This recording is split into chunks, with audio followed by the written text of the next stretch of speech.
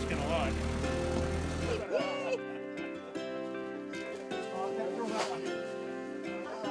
Started off with the fires on Friday night. We've had a fire department here for about 5 years, and we practiced for wildland fires. And so we got the call on Friday night. We had a fire up by Forest Lake, so our crew got out there with some of the local neighbors, and we were able to put that fire out. That started about, they started that about 8 o'clock and got finished around 12:30 that night.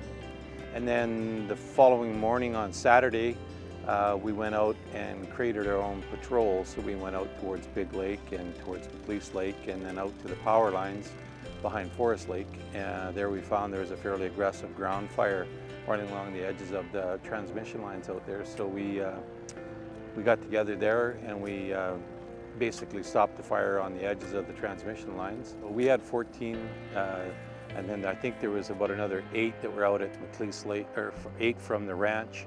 And then we had another, like I say, the rest of the crew from McLeese Lake. So, you know, we've been on it, it'll be a week tomorrow, and we're not done yet. We plan on being with it probably till the event on Saturday and Sunday is over with. So we'll be out, same thing, we'll be doing patrols.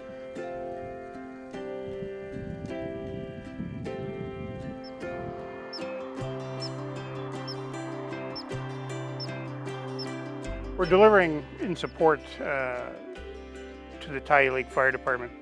A lot of the resources that are going through the fire halls, you can understand they're being used up quite rapidly.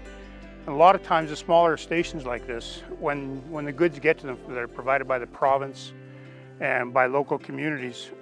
Usually the bigger stations swallow them up first, and when they get there, they're in a position where they get some stuff, but it's usually not enough to try to keep them going. They're drawing from their homes even. And we thought, hey, this doesn't work. These guys really need some help. So a few phone calls to our management, and within seconds they were on board. So we went forward into the Quesnel commercial area to try to buy some goods, and quite surprisingly found out that the supplies had been depleted there too. So we put together as much as we could with the help of people like Willis Harper and Quesnel. And we went to them to try to get some stuff.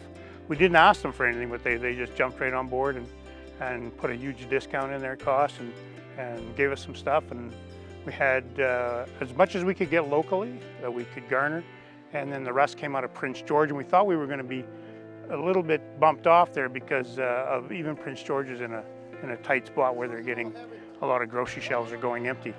Fortunately, we got an email saying, hey, one particular store has been restocked, and our local management team in Prince George, Corey, Leslie, Kelly, Kirk, they went out to Costco's and got as much as they could and shipped it down, brought it down this morning.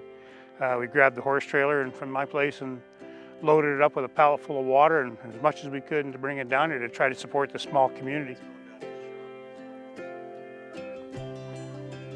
We're under no alert in Quesnel. We see the smoke, we see the planes, we see the helicopters, we see the camps being built at the airport for the firefighters, and we just felt we needed to help somehow. Standing around wasn't going to work for us.